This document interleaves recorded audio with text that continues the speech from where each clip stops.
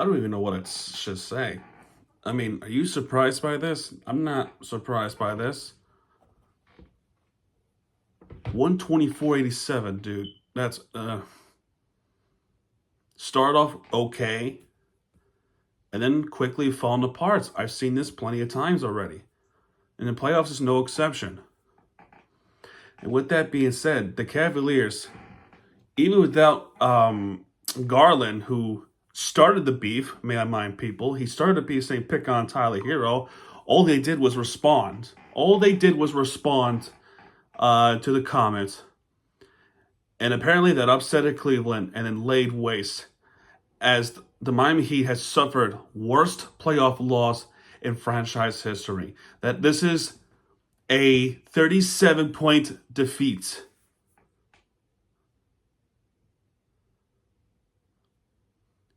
And we're supposed to believe that this team was going to win the championship.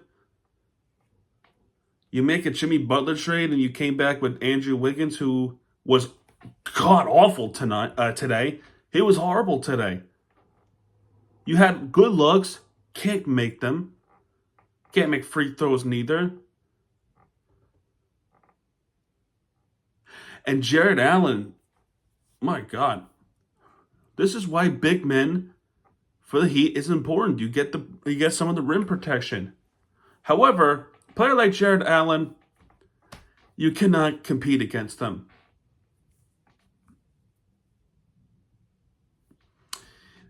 The Miami Heat just getting laid waste. I mean, Eric Reese said so perfectly. This is a Heat house, but they have made this a freaking Clevelander.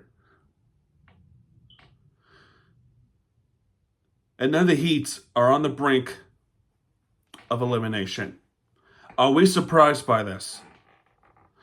This is the definition of people wanting this Heat team to tank for the draft picks, because everybody knew we were not going to make this a competitive series at all. Nobody think we were going to win this series.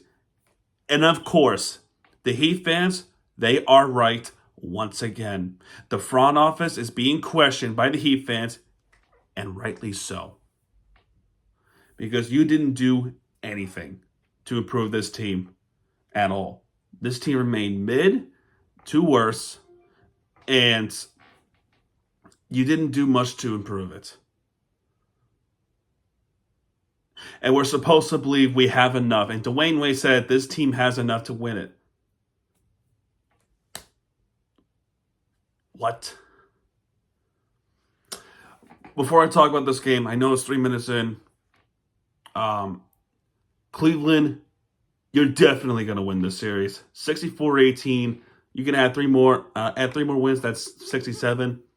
Well, metaphorically speaking. But, dude, I got to give credit to Cleveland. They're playing extraordinarily good basketball. Best season since LeBron James.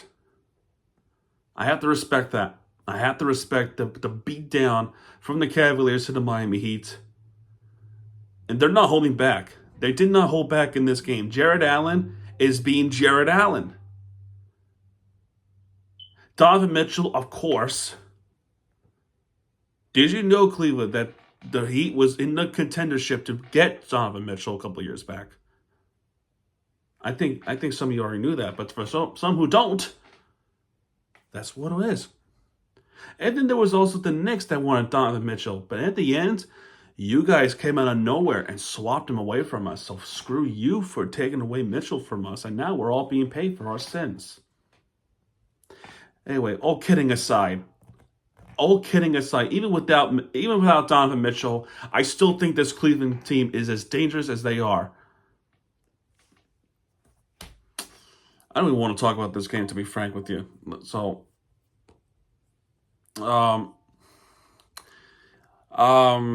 what do I say? You know, Bam starts off with a 3. Nice. It starts off with a 12-4 start for the Miami Heat. And then since then, well, actually 15-6, because they made another shot from the three-pointer from Andrew Wiggins, who started off well and then became ice cold. DeAndre Hunter, Max Strus was on a revenge tour.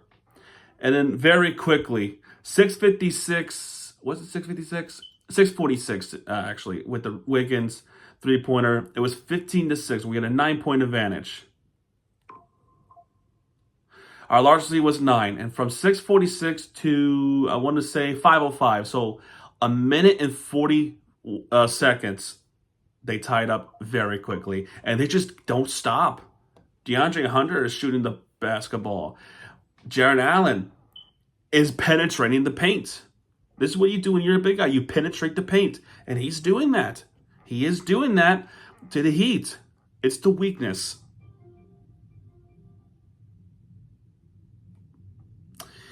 The first quarter score would be, there's Evan Mobley three-pointer as well. Max Strus with the buzzer beater. I'm going to call it a buzzer beater. Even though it wasn't technically a buzzer beater because there's still 0.1 left, it's still a at the end of the quarter shot. What was 15-6 to 33-20. That means since 15-6, which was 6:46 in the first period, they only scored 5. Meanwhile, the Cavaliers have scored, if my math is correct, 27 within 6 minutes and 30 seconds. You gotta be kidding me. And the Heat didn't do much to respond either. And even if they did do stuff, and even if they did put in some response, Kenny Atkinson calls a timeout to have the players calm down and then go right back to the reign of terror that the Cavaliers do. Davion Mitchell shooting a three-pointer. So is Bam, but Donovan Mitchell as well, DeAndre Hunter, Haywood Highsmith. They're shooting the three ball, but Max Strus, and once more, there we go. They keep responding with threes. And of course, Jared Allen with the penetration dunk. And of course, we go right back to square one, being down by as many as 15. And then eventually this would be a 20-point lead. Wiggins was not good. My goodness. He was not that good, man. Oh no, what just happened? God damn it. ESPN fucked me over. Hang on a second. Yeah, shut up. Hold on a second. There we go. Yeah, 20-point lead towards the end of the quarter. 62-42 from the Evan Mobley hook shot. Tyler Hero shooting the three ball. Fine. Jovic gets steal, though. Davion Mitchell with the shot, but you're still down by 20. 62-42 at the end of the half. And the game did not get better for the Miami Heat. It just didn't. You start off okay in the third quarter. There was an N1 opportunity for Davion Mitchell, but he missed the N1. Khalil Ware with the three. Okay, fine. Get out of his way is Mitchell, but at the end, what is the bloody points? Donovan Mitchell's going to shoot a three ball, even though how many times he'll miss the three ball, he'll still get it on the second attempt. DeAndre Hunter's shooting a three ball, no problem. Andrew Wiggins will finally shoot a three pointer. And Ty Jerome, people say put Ty Jerome put some respect in Ty Jerome's, or what? I already am putting in respect. I already am putting respect into Ty Jerome. But what will happen if I say no? Be real.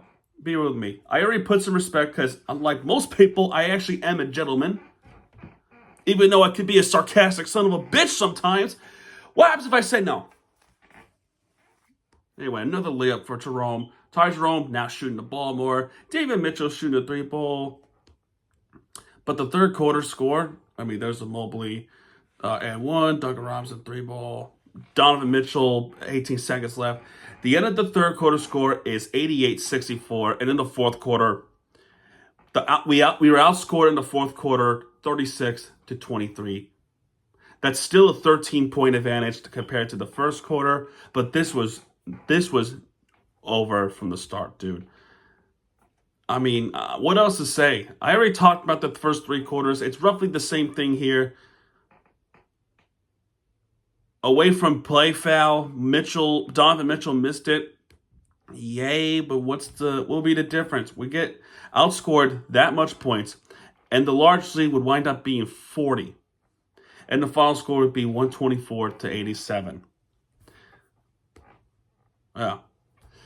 Field goal percentage is 53.5 for the Cleveland Cavaliers on the road. We couldn't win on the road, and we sure should get destroyed at home. We made one more three-pointer than they did. Yay, but the problem is we could not penetrate and we could not get anything in the paint. There's your difference maker. Free throws, there's no point of talking about it. And we were out rebounds by 17. 46 out of 29 for the Cavaliers. They played much better than the Heat did. The only thing that the Heat had advantage for was the blocks, which was 3, and they only had 1. The issue is the fact that they cannot get the ball, they cannot shoot the basketball in the paint, and they keep turning the ball over. This is a good defensive Cleveland team. They forced the Heat turnovers by 17. And the large lead was 40. We don't have to talk about that anymore. Let's go with a box score. We can just say, we'll just instantly call this, say, that the Heat are going to get swept. Even though I made the call when the preview start, when I did a preview, I said there shouldn't be a sweep, but now I'm starting to eat my words. And I'm a man to say that I will get these predictions wrong. That's why we call it predictions, because you're thinking of a prophecy that you think might happen or could not happen. So anyway, Evan Mobley with 19 points with 2 for 4 3-pointers, 8 for 13 in field goals, plus they had 1 with 6 rebounds, 3 assists, 1 steal on the block.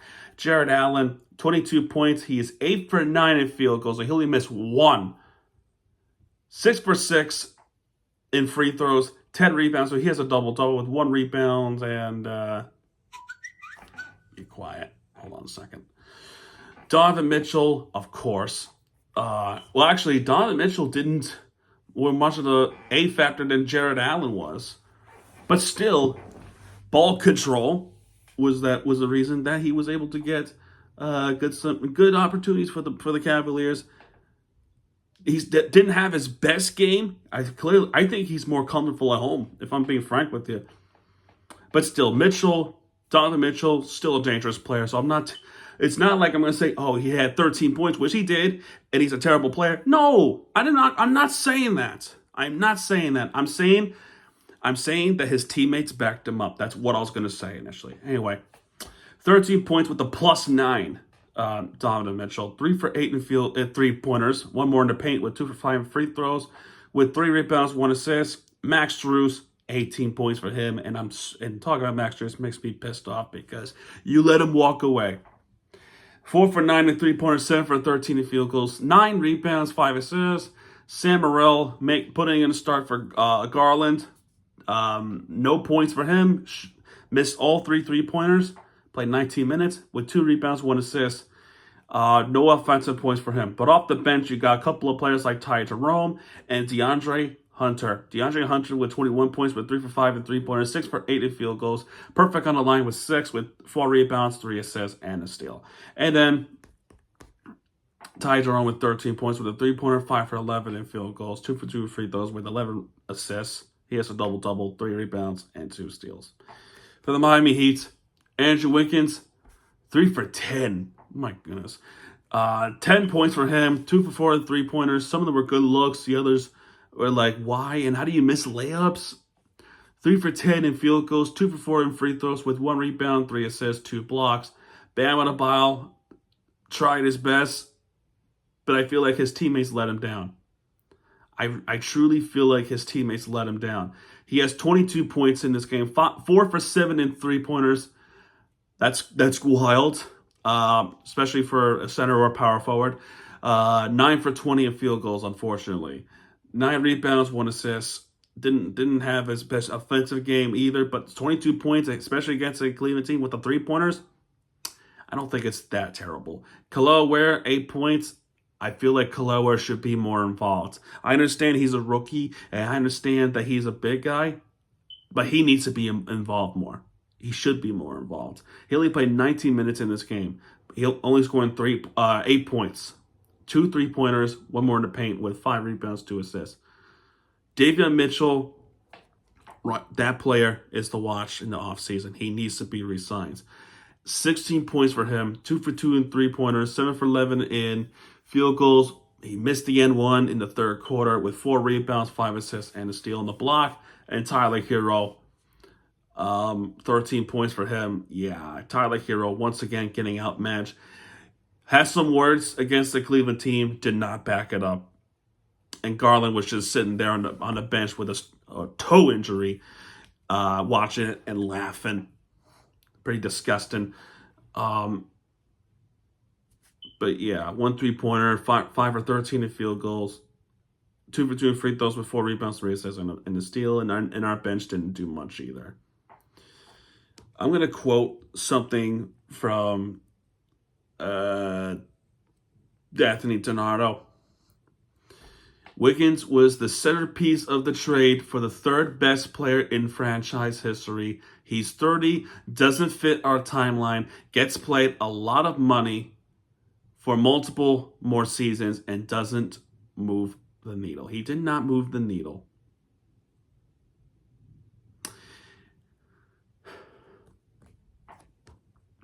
I don't know what to say.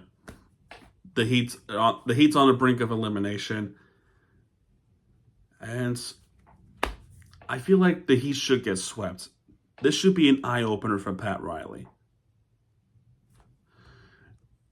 There's nothing to win, nothing to do. It really isn't. It's embarrassing.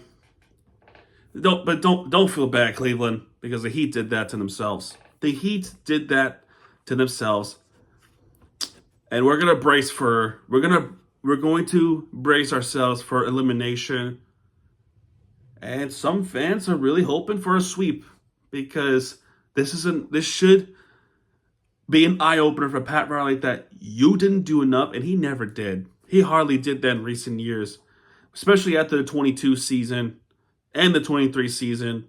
Didn't do enough and didn't do much to improve this team, to get back to that playoff caliber team that they once were, to get back to the championship, because that was Heat culture. This is not Heat culture. It is embarrassing. And what's worse is that Pat Riley was like, this is enough. And even Dwayne Wade said this is enough. I've been saying it for a while. There's no way it could be enough. No way it could be enough. We don't even need to talk about Jimmy Butler. Fuck that. All right, well, I'm done talking about this. I hope you guys enjoyed this video and not the game, unless you're a Cleveland fan. Subscribe if you're new, because I'm definitely going to talk about you guys again in the future, especially after Monday.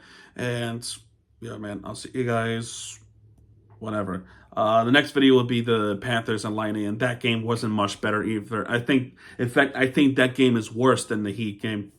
Anyway, see you later.